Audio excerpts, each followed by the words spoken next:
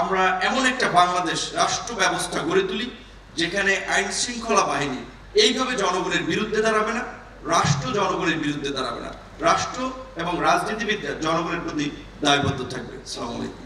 Last 16 years এর সংগ্রামকে খুব বেশি ফোকাস করা হবে না, কারণ এটা আমার বাস্তব যে ইতিহাস সবাই নিজের মতো করে লিখতে চায়। সেক্ষেত্রে আজকের ডকুমেন্টারিতে একটা আমার দেখা অনেকগুলো ডকুমেন্টারির মধ্যে যে 16 বছরের আন্দোলন সংগ্রাম এবং বিভিন্ন ঘটনার একটা চিত্র উঠে এসেছে, সেজন্য ধন্যবাদ জানাই যে একটা ভালো ডকুমেন্টারি তারা করেছে। আর সর্বশেষ যে কথাটি বলতে চাই যে আমি জানি না এখানে আপনাদের ডকুমেন্টারি দেখলে কেমন লাগে, কিংবা এখানে তরুণরা যারা আন্দোলনের সাথে ছিলেন, আমি আসলে স্থির থাকতে পারি না। আমার মাঝে মাঝে মনে হচ্ছে যে ব্রেনের আপনার কি বলেন লাইক স্ট্রোক করি কিনা, এরকম একটা ফিল হয়। এই ডকুমেন্টারিগুলো দেখে আমি স্থির থাকতে পারি না। এপিসি থেকে ফেলে দেওয়া, ওই যে একটা ছেলে বললো যে তাকে গুলি করা, তো আমি আজকে ভাবছি যে এরপর আমি এই ধরনের ডকুমেন্টারিগুলো দেখবো না, কারণ আমি অনেকে বলে এত নির্যাতিত হয়েছি, হামলার পরে উঠে দাঁড়িয়েছি, কিন্তু এই জুলাইয়ের ডকুমেন্টারিগুলো দেখে আসলে আমি স্থির থাকতে পারি না। আমি এখানে রিজভী ভাই জানে ডিবি কার্যালয়ে একসাথে রুমেই ছিলাম, কি ভাবে আমার সাথে আসলে কি আচরণ করা হয়েছে, সকাল বিকাল রাত দুপুর, এমনকি তারপরেও কিন্তু শরীরের ব্যথা নিয়েও রিজভী ভাই খসরু ভাই আমরা একটি প্রিজন ভ্যানে গেছি, জানালার ফাঁক দিয়ে কিন্তু যে প্রিজন ভ্যানের দেখছি রাস্তার আশেপাশে লোক আছে কিনা, এইখান থেকেও স্লোগান দিয়েছি, টুকু ভাইরা ছিল।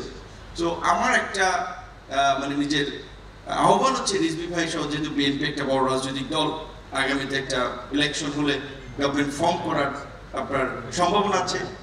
এই দেশে আসলে সরকারের থেকে কেউ এমন একটা রাষ্ট্র গড়তে চায় না যে আমি বিরোধী দল হলে রাষ্ট্রটা কেমন হবে, যে আমি বিরোধী দল হিসেবে যেভাবে রাষ্ট্রটা চাই, আমি যেহেতু সরকারে সুযোগ পেয়েছি আমি সেইভাবে রাষ্ট্রটা গড়ে তুলব। তো আমার প্রত্যাশা থাকবে বিএনপির এই সবচেয়ে নির্যাতিত নিষ্পেষিত জিয়া পরিবারের, বিশেষ করে তারেক রহমান সাহেব 16-17 বছর দেশের বাইরে, এবং পরিবার পরিজন ছাড়া, এবং এটা অবশ্যই আমাদের এই আন্দোলন সংগ্রাম যদি বিএনপির মতো একটা সংগঠিত শক্তি না থাকতো, it will be very difficult যে তাদের ডিরেকশন, বা যখনই আমরা আন্দোলন করেছি কোটা সংস্কার আন্দোলন 18 থেকে 24, সবসময় তাদের কোঅর্ডিনেশন হেল্প ছিল, যে তারা ফ্রন্টে ছিল না, এর পেছন থেকে সব ধরনের সাপোর্ট করেছে। এই আন্দোলনে সালাউদ্দিন ভাই ইন্ডিয়া থেকে আমাদের সাথে ছাত্র দলের সভাপতি সেক্রেটারি গ্রুপ কলে কথা বলেছে যে ছাত্রদের পাশে থাকতে হবে, চেয়ারম্যান সাহেবের সাথে আমাদের কথা হয়েছিল।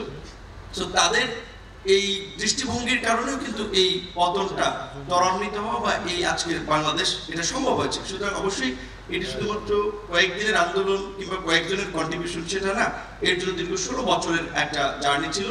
এই জার্নিতে যারা আমাদের ছেড়ে চলে গেছেন তাদের রুহের মাগফিরাত কামনা করি, যারা আহত হয়ে পঙ্গুত্ব বরণ করেছেন শুধু জুলাইয়ে না, সেই 16 বছরের জার্নিতে এবং 18 সালের কোটা সংস্কার আন্দোলনে তাদের প্রত্যেকেরই আমরা সুস্থতা কামনা করি। এবং আমার সর্বশেষ একটি আমার ব্যক্তিগত আহ্বান থাকবে যে আগামীতে